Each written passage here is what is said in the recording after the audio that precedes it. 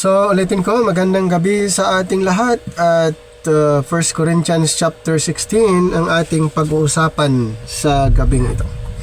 Alamin natin ang mga iba't ibang issue dito po sa chapter 16. Ano po ang mga matutunan po natin sa chapter na ito. 1 Corinthians chapter 16, this chapter serves as Paul's conclusion to the letter. Although it contains personal instructions, it continues to solve practical and spiritual problems within the Corinthian church. So there are 6 major issues addressed. Number 1, giving generously and honestly. Number 2, accountability in handling church finances. Number 3, plans for ministry and patience with God's timing. Number 4, respect for faithful Christian workers.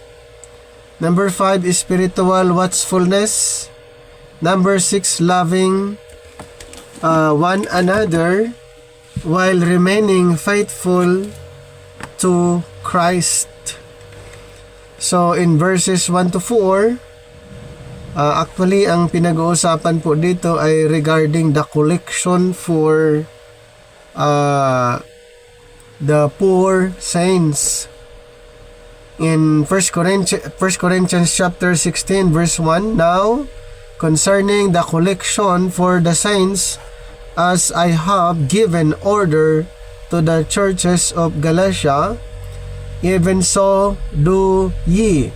Now, the issue being solved in this verse, the believers in Corinth needed instruction on how to collect financial support for poor Christians in Jerusalem.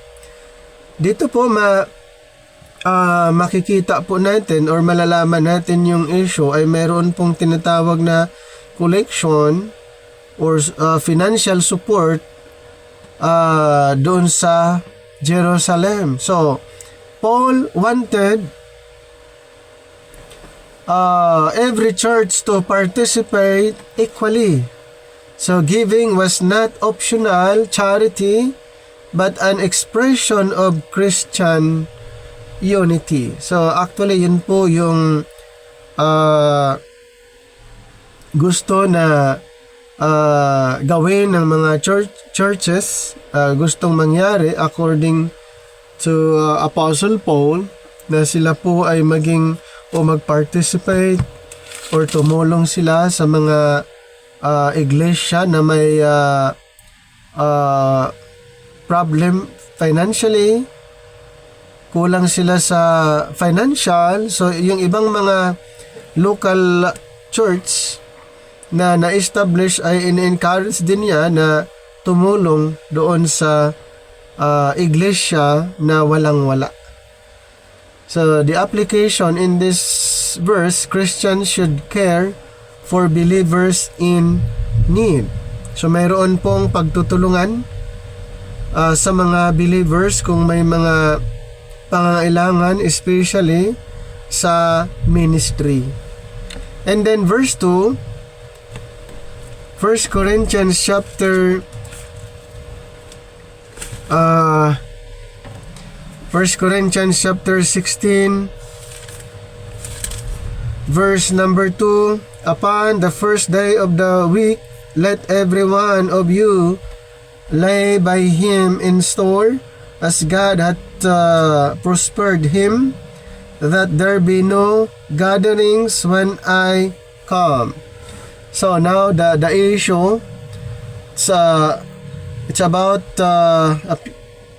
the people often wait until an emotional appeal before giving. So Apostle Paul explain and teaches regarding regular giving. Kaya ayon sa verse na ito, dapat ayon kay Pablo, Paul teaches, number 1, give regularly.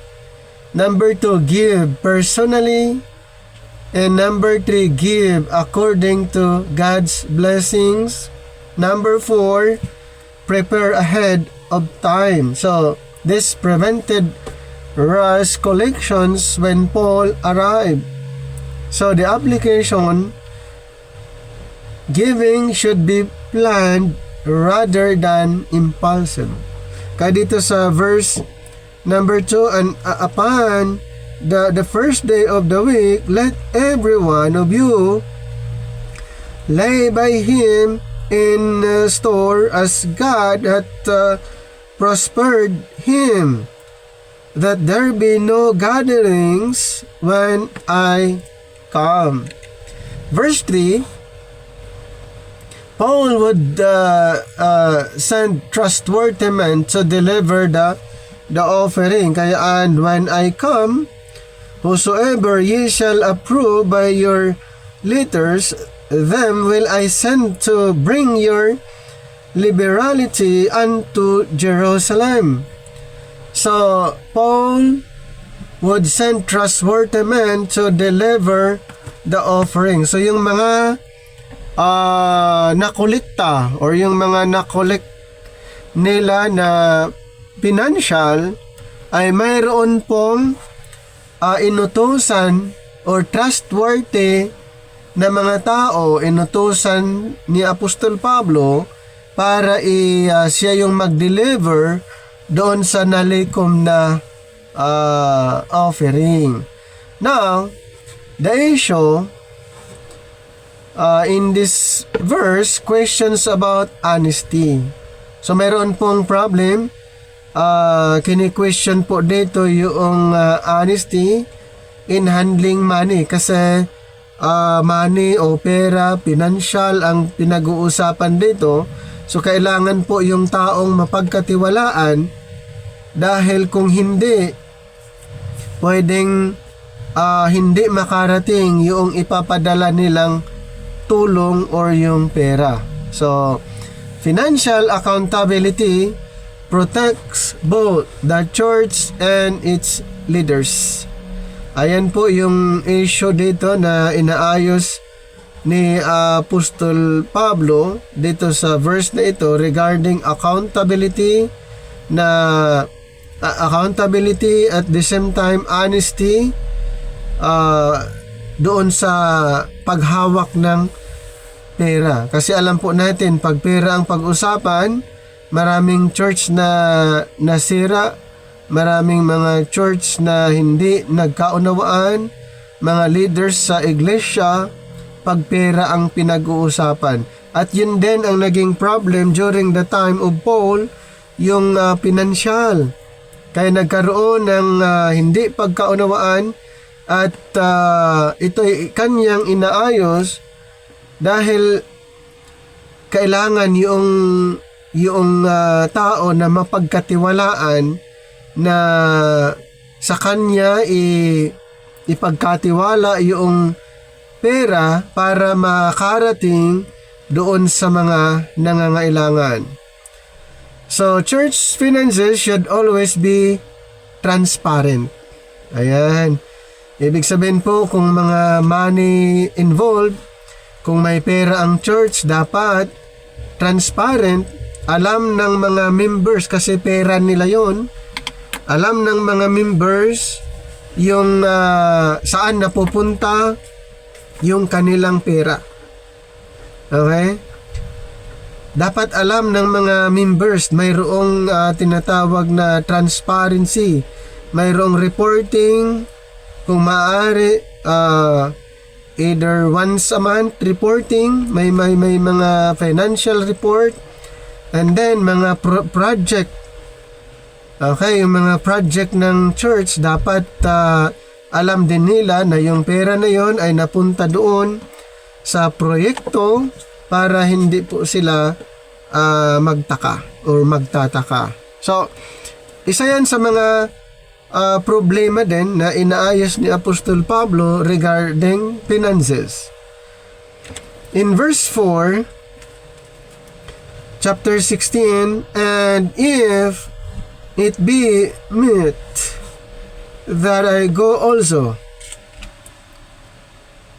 and they shall go with me. If necessary, Paul would accompany them.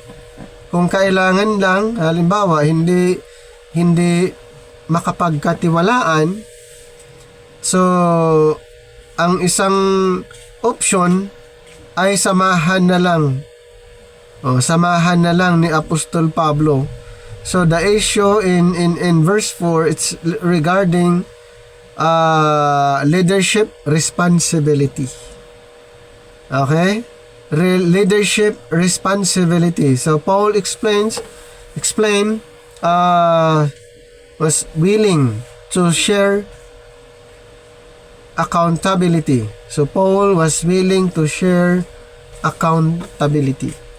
So yun po yung ang isa sa mga problem, at maging hanggang ngayon ayun din ang nagiging problem sa loob ng local church o ng iglesia, lalo na kung may mga malaking pera na naipon, at magtatanong ang mga Muslim, mga magtatanong yung nagbibigay. Yung mga nagbibigay ng malaki at saan napunta yung kanilang ibinigay, at hindi po natin maiwasan yan kasi gusto nila ng transparency. So dapat ang church mayroong project at mayroong nakalaan na budget para yung pera na nalikom. Example ay sa reporting, sasabihin nila ito yung mga nagastos, ito yung project, and then nandoon yung mga resibo. Yan, nandoon yung mga resibo. Halimbawa, may mga biniling materyales o anuman ang mga binili, dapat kumpleto lahat yon para pag tinatanong, mayroon agad maipapakita. Okay? Para hindi na maulit yung nangyari sa time nila Apostol Pablo, na ganun po. Actually questions of leadership and responsibility. So at ayaw natin na maulit yung nangyari sa Corinto, sa Corinthian Church, at mangyayari din sa panahon natin ngayon. So yun po ay yan, kumbaga lesson learned. Kung ano yung nangyari noon, dapat hindi na mangyayari sa panahon ngayon kung pag-uusapan ang pera. Verses 5 to 9, ang issue ay Paul's ministry plan. So verse 5, chapter 16, now I will come unto you when I shall pass through Macedonia, for I do pass through Macedonia. So Paul intended to visit after traveling through Macedonia. So pansin po natin na si Apostle Paul ay mayroon siyang mga ministry sa iba't ibang lugar at kanyang pinupuntahan. So the issue in this verse, some Corinthians misunderstood Paul's travel plans. Parang may mga taga-Corinthians na hindi nila naunawaan yung mga paglalakbay or yung mission ni Apostol Pablo sa iba't ibang lugar. So Paul reminds them that ministry follows God's timing. And then verse number 6, and it may be that I will abide and winter with you, that ye may bring me on my journey whithersoever I go. So ang issue dito po sa verse na ito, actually it's building stronger relationships. So ang ito po yung kailangan mabuild, dahil nga ay hindi nagkaroon ng matibay na relasyon o relationship ang mga believers doon. Kaya yun yung issue na dapat maadresan, magkaroon ng strong or matibay na relasyon. So Paul valued personal fellowship, not merely short visits. And then verse 7, "For I will not see you now by the way, but I trust to tarry a while with you, if the Lord permit." If the Lord permit. So ang issue po dito ay making plans without considering God's will. So ganun po ang nangyari. So ibig sabihin, sa mga plano, lalo na patungkol sa ministry, mission, sa mga taga-Korinto noon ay parang ang nangyari ay gumagawa sila ng mga plano without considering God's will. At isa yan sa mga inaayos din ni Apostol Pablo na dapat ay naka-align or nakaangkla doon sa timing ng Panginoon, doon sa will ng Panginoon, kaysa verse 7, if the Lord permit. So, Christians make plans humbly and recognizing God's sovereignty or sovereignty. Isa po yan sa mga inaayos ng apostol natin na si Pablo tungkol sa mga plano. And then verse 8, "But I will tarry at Ephesus until Pentecost." So his ministry there was not yet complete. Hindi pa kumbaga ang complete ang kanyang ministry ay ongoing at hindi pa totally complete. Kaya yun po ang kanyang ginagawa sa kanyang mission. Before his imprisonment ay pumunta siya sa mga iba't ibang group of denomination na na-establish, at isa sa mga purpose niya magbigay ng mga katuruan or pangangaral, instruction kung ano ang dapat gagawin, lalong-lalo na sa mga issue tungkol sa loob ng iglesia. And then verse 9, "For a great door and effectual is opened unto me, and there are many adversaries." Ayan po. So, many adversaries. Ay talagang matindi talaga sa time na ito dahil marami siyang mga opposition. Itong si Apostol Pablo. Kaya maraming mga critics, adversaries, at hindi niya ma-identify na yung iba na mga opposition. So some assume opposition means God's will is absent. So yun yung naging issue dito po sa verse 9. So often the greatest opportunities come with the greatest resistance. So the difficulty is not always a sign to quit. Ayan, yun po yung Kaya si Apostol Pablo, patuloy pa rin siya sa kabila ng mga opposition, adversaries na kanyang na-encounter, pero hindi ibig sabihin yung will ng Panginoon ay wala. Mas lalo po siyang nagpapatuloy dahil ang mga bagay na ito ay hindi sign na siya ay mag-quit. Mas lalong siya po ay nagpapatuloy sa kanyang ministry sa kabila ng mga hindrances, mga discouragement, or mga distraction sa kanyang ministry. Si Pablo ay patuloy na sa kabila ng mga opposition. Kaya nung siya'y nakulong, hindi pa rin huminto ang kanyang pangangaral. Kahit nasa kulungan, siya'y nangangaral. Ibig sabihin, hindi nahadlangan, hindi po naisip niyang nag-quit. Kahit saan siya, ay kanyang ipinangaral ang gospel of the grace of God. Now, let's proceed to verses 10 to 11. Ito na may regarding receiving Timothy. In verse 10, Paul asked them to welcome Timothy. Kaya now, if Timothy come, see that he may be with you without fear, for he worketh the work of the Lord as I also do. Ang issue kasi dito sa verse 10, so the Corinthians tended to judge or intimidate leaders. So iba talaga ang characteristic ng mga taga-Corinthians dahil ay iba ang kanilang intention. Actually, ang kanilang isa sa mga character is to intimidate, to judge or intimidate leaders. Kini-question nila even Apostle Paul.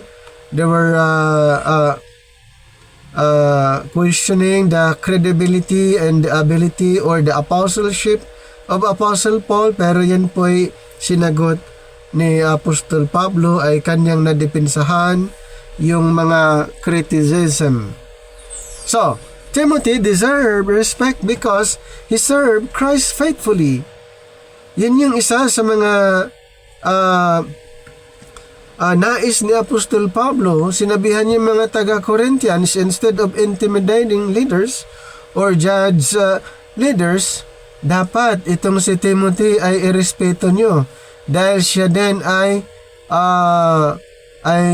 naglingkod sa Panginoon faithfully. He served Christ faithfully. So, he deserved respect. Yan yung ni Apostle Paul sa mga taga-Corinto. And then let's proceed to verse 11. Let no man therefore despise him, but conduct him forth in peace, that he may come unto me. For I look for him with the brethren. Kasi ang issue nga dito, yung pride toward younger leaders. Ganon yung yung itong mga taga-Corinthians na dapat hindi tularan itong klaseng characteristics, na dapat kung sino yung leader sa church, matanda o bata or young, or sabihin natin young adult, dapat irespeto. Pero ang nangyari sa mga taga-Corinthians ay ma-pride sila. Ma-pride sila, lalo na sa mga young adult or young leaders. Yan, na hindi dapat. Itong si Timothy kasi ay ang kanyang background nung siya naging leader sa isang iglesia, ang description niya ay young kumpara doon sa mga old. So ibig sabihin mayroong diskriminasyon ang nangyari dahil sa pride. So, the spiritual maturity matters more than age. So, hindi po ibabase sa edad ang maturity ng isang tao. Spiritual matured ang isang tao ay hindi nakabase sa edad. Okay? Hindi po doon nakabase. Hindi yan basihan na ang tao ay mature dahil matanda siya. Hindi po. Ang maturity, spiritual maturity, ay hindi nakabase sa edad kung ilang taon tayo sa mundong ibabaw. Verse 12, dito naman sa verse 12, ito ay issue regarding Apollos. Kaya as touching our brother Apollos, I greatly desired him to come unto you with a brethren, but his will was not at all to come at this time, but he will come when he shall have convenient time. Itong si Apollos, alam po natin ang background nito ay dating kingdom preacher, kingdom teacher, at magaling na teacher, ma-impluwensya na guro. Pero sa puntong ito, siya po ay naging part sa nagiging grace believer, itong si Apollos, at siya nangangaral din under grace. Okay, siya din po ay na-impluwensyahan o naturuan ni Apostol Pablo, at siya po ay nagagamit sa ministry katulad ni Apostol Pablo, itong si Apollos. Pero ang issue dito sa verse 12, the Corinthians had formed factions around leaders. Ang nangyari naman, itong mga taga-Corinthians ay nagkaroon ng factions dahil mayroong gusto kay Apollos, mayroong gusto kay Pablo, parang ano sila, may ina-idolize na mga leaders. Parang gusto nilang paglabanin itong si Apollos at saka si Pablo at yung iba pang mga leaders that time. Okay, yun ay isa naman sa inaayos ni Apostol Pablo, na si Pablo at si Apollos ay hindi iba. Parehas lang sila na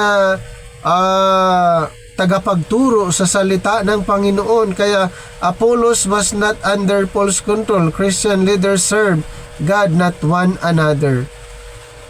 Nagtuturo si Apollos, si Pablo nagtuturo, iisang lingkod ng Panginoon lang sila, pero itong mga taga-Corinthians ay meron silang iniidolo na gusto nilang doon sila makikinig. So dapat hindi ganon, at yan ang nangyari po sa mga taga-Corinto.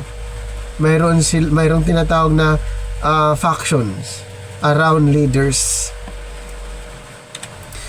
In verse 13, "Watch ye, stand fast in the faith, quiet you like men, be strong." Or ang issue dito po sa verse 13 ay tungkol naman sa church had become spiritually careless. Ayan, so Paul gives 4 commands. Una, stay alert. Number 2 is stand firm in biblical truth.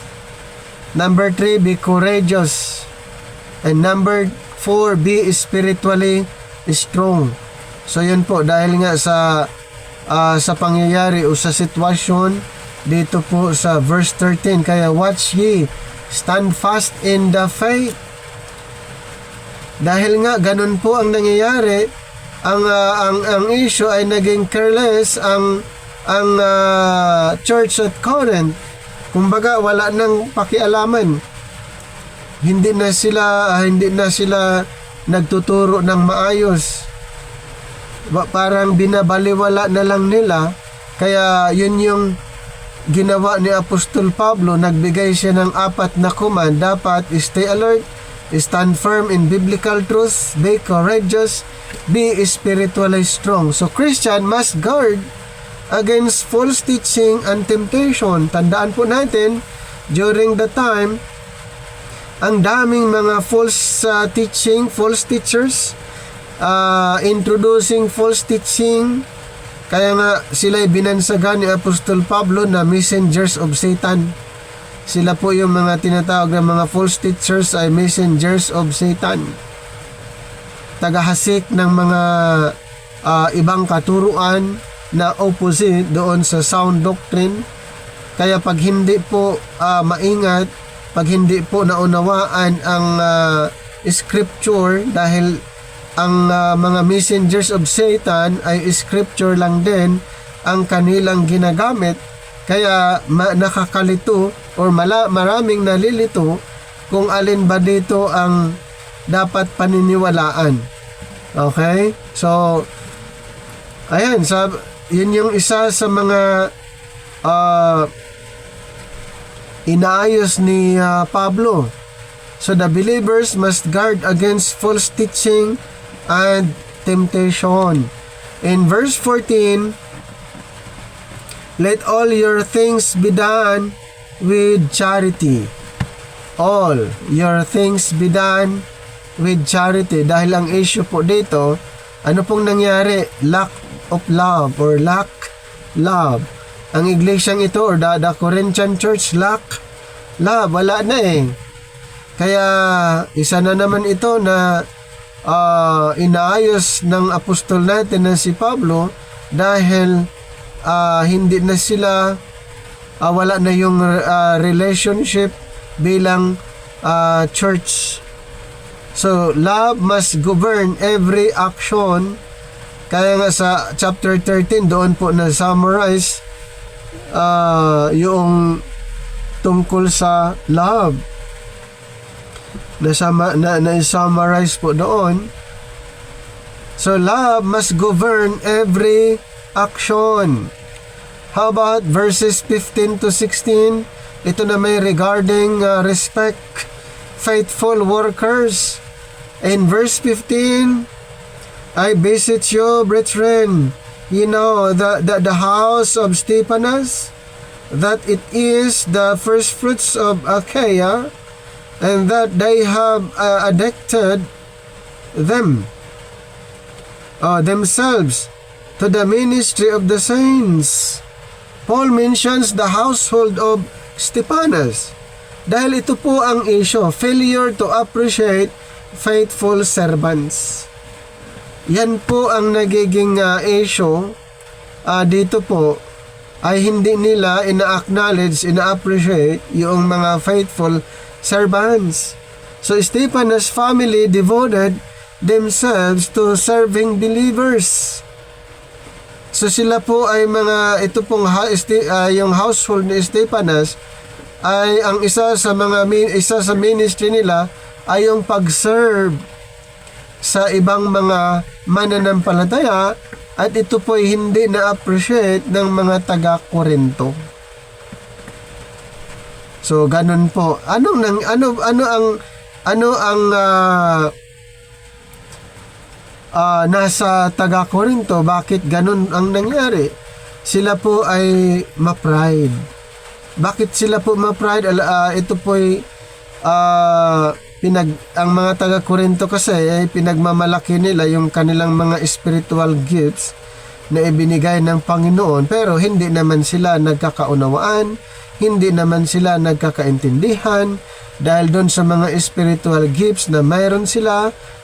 Instead na ito'y gagamitin nila para sa kaluwalhatian ng Panginoon, pero ang ginawa ng mga taga-Corinthian Church ay ginamit nila pang personal. At ang nangyari, madali nilang i-condemn, i-judge, i-critic yung iba dahil ang mga ibang tao ay hindi katulad nila na mayroon silang kakayanan.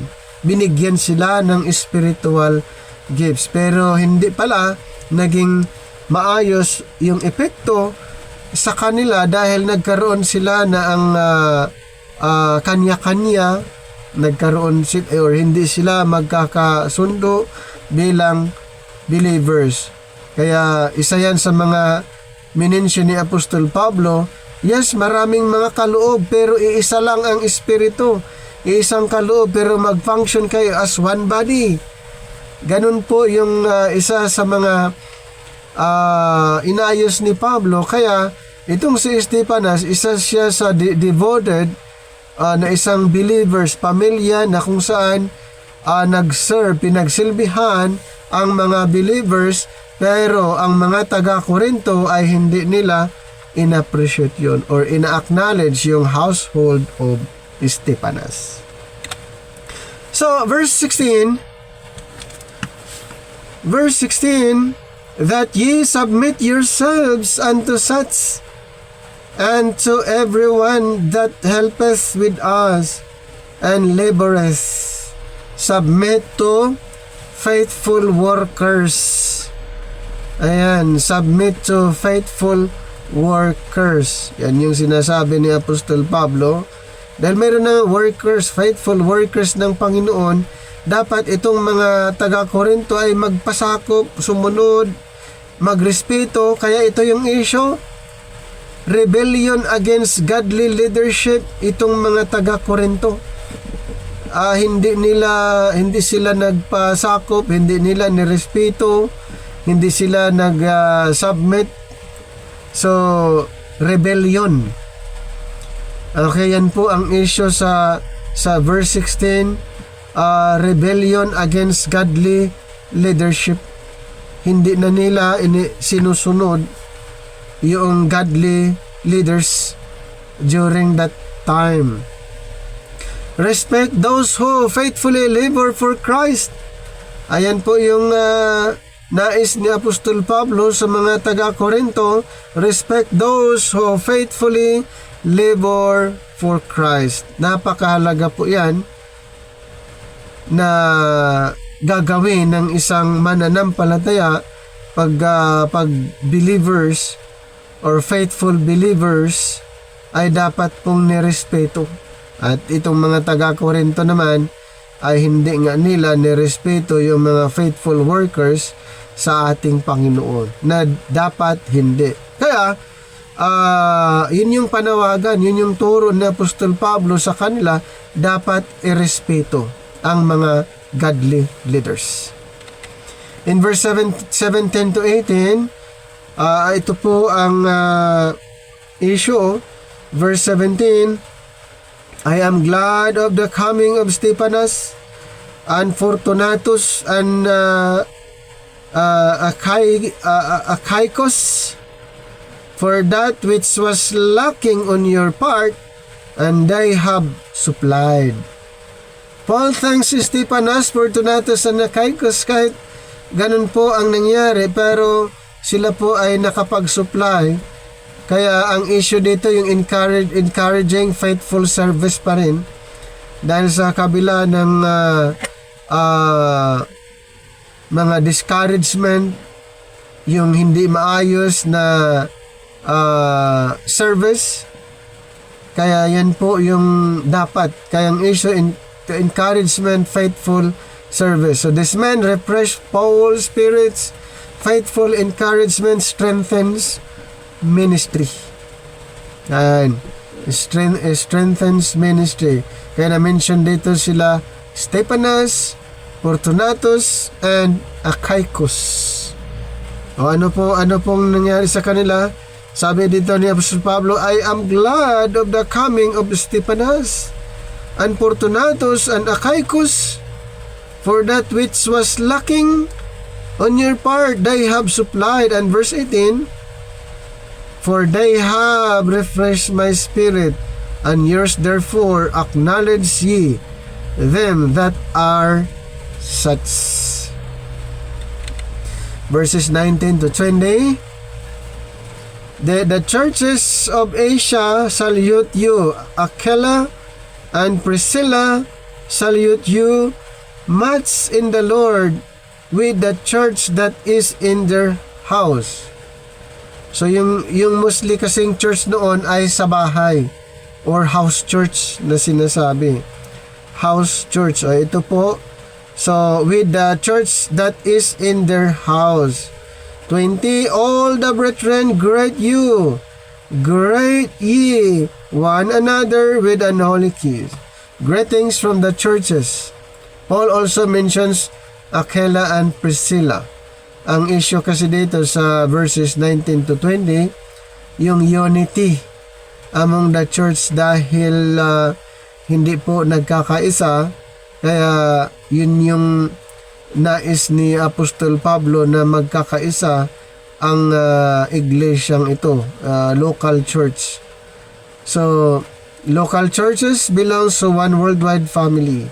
The holy kiss reflected a culturally appropriate greeting expressing genuine Christian affection. So yung holy kiss dito ay may related doon sa kanilang kultura. So hindi pwedeng yung kultura nila ay i-adapt sa loob ng iglesia ang holy kiss, dahil yan po ay sa kanilang culture, na itong kulturang ito pag ginagawa nila na isa siyang greeting expressing genuine Christian affection sa kanila, yung holy kiss na na-mention.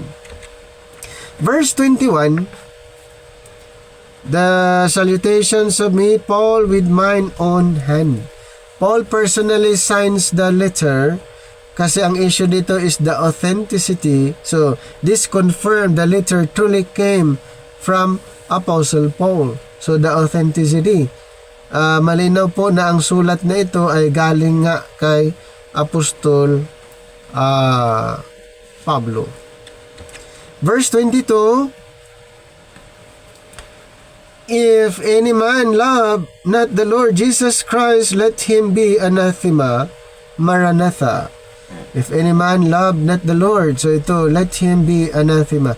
Kasi dito po ang issue sa verse 22, false believers within the church. Nako, ito po yung issue sa panahon noon, mga false believers nandun sila sa iglesia.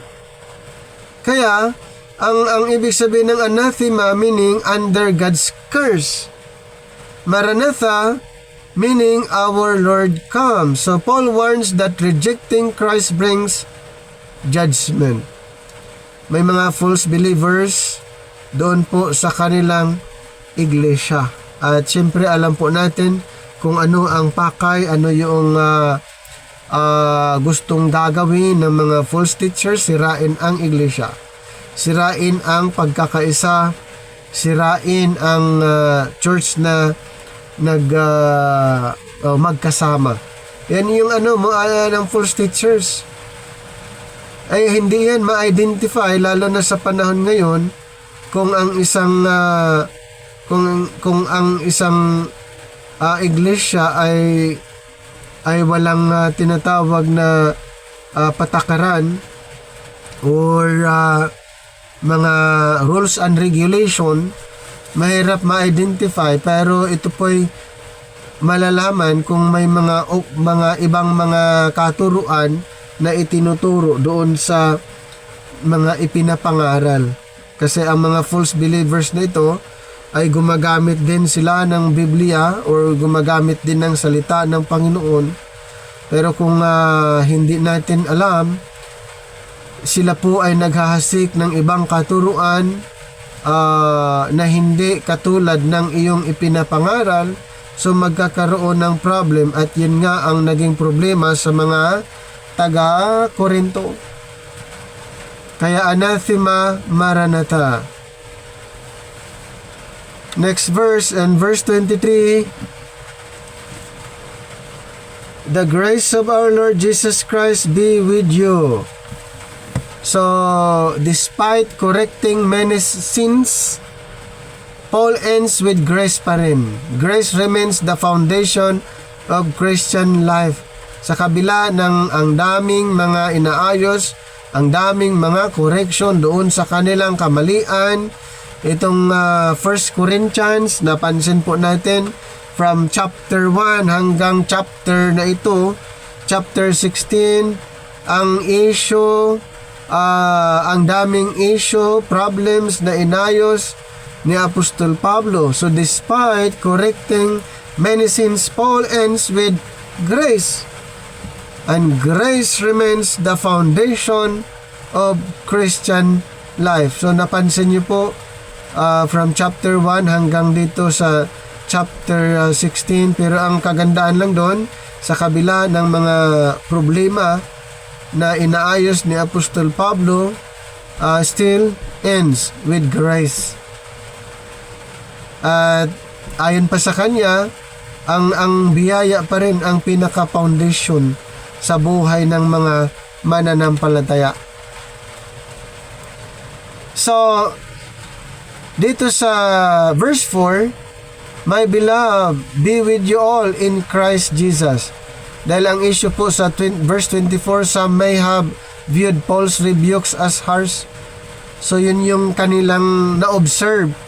Okay? Yun yung na-observe nila. Kaya yun yung issue na parang hindi nila siguro ma-appreciate yung pag-correct, pag-rebuke ni Apostol Pablo. So, every correction throughout the letter came from genuine love. Truth and love belong together. Kasi kung bakit ganon yung ginawa ni Apostol Pablo, dahil gusto nga niya na maging maayos ang iglesia. So talagang inaayos niya, kinorek niya with genuine love. Ito po yung mga major or main problem solved in chapter 16. Ang first problem, irregular giving, at ito po yung nasolusyonan ni Pablo sa verses 1 and 2. Give consistently and opportunately or proportionately. And then problem number 2,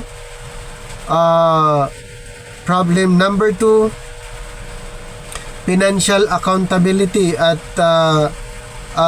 Paul's solution, use trustworthy representatives in verses 3 to 4. Third problem, complaints about ministry plans. Paul's solution, submit plans to the Lord's will in verses 5 to 9. Pang-apat na problem, disrespect toward leaders. Ang solution ni Pablo, honor faithful servants like Timothy and Stephanas in verses 10 to 18. And then limang problem, division in the church. At ito naman ang solution ni Pablo, recognize that all workers belong to Christ and greet one another in unity. Verses 12 and verse 19 to 20. And then pang-anim na problem is spiritual complacency. So ang solution ni Pablo, stay alert, stand firm, be courageous, and remain strong in verse 13. And then ang pitong problem is yung lack of love. Ito naman ang solution ni Pablo, let everything be done in love in verse 14. Yung pangwalo na main problem dito po sa chapter 16 ng 1 Corinthians, false profession. Ang solution ni Pablo dito sa verse 22, those who do not love Christ face judgment. So yun po yung sinabi niya. Kaya ito po yung isa sa mga ma-observe natin, mayroong problem pero mayroong solusyon. Mayroong problema sa church at Corinth, hindi na nanatiling problema dahil ito'y inaayos ni Apostol Pablo yung mga problema na yon, at para hindi na rin maulit maging sa panahon natin ngayon. So hanggang dito na lang itong ating presentation sa 1 Corinthians chapter 16.